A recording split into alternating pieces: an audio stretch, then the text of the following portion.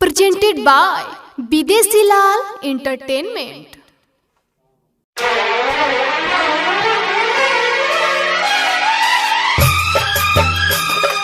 DJ Subhash Jagdishpur, Balaji recording studio Jadavpur. जाता नि ससुरा हम नहीं आ छोड़ा के,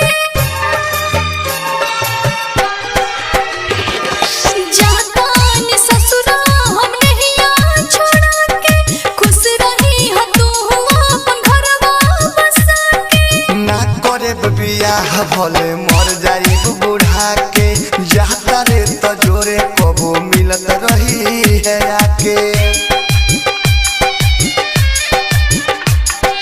DJ Subhash Jagdishpur,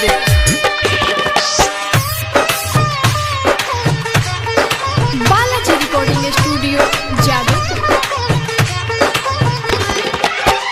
mix bar presented by Bidesi Lal Entertainment। जिंदगी में हमारा न दोसर के हुआई, जब तू ही हो जाता रो हमके रुलाई। हो जिंदगी में हमारा न दोसर के हुआई, जब तू ही हो जाता रो हमके भुलाई।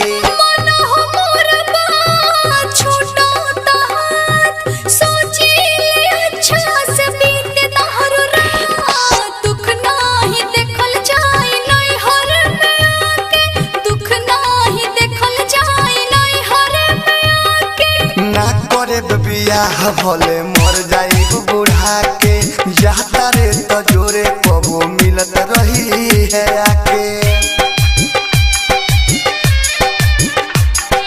डीजे सुभाष जगदीशपुर,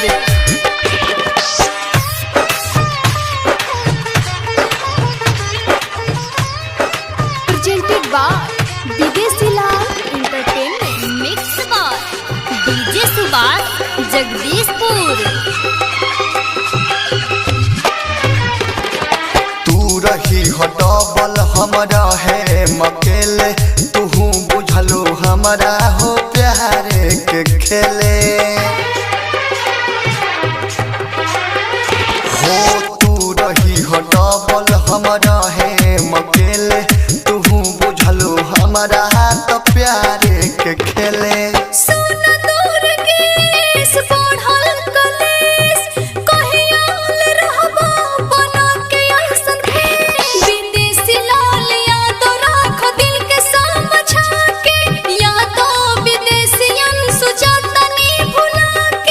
ना करे बियाह भले मर जाई बूढ़ा के, जाता रे तो जोरे कबो मिलत रही है आके। जाता नि ससुरा हम नहीं आ छोड़ा के, खुश रही ह तू presented by Bidesi Lal ना Entertainment। करे बियाह भले मर जाई बूढ़ा के, जाता रे तो जोरे कबो मिलत रही है आके।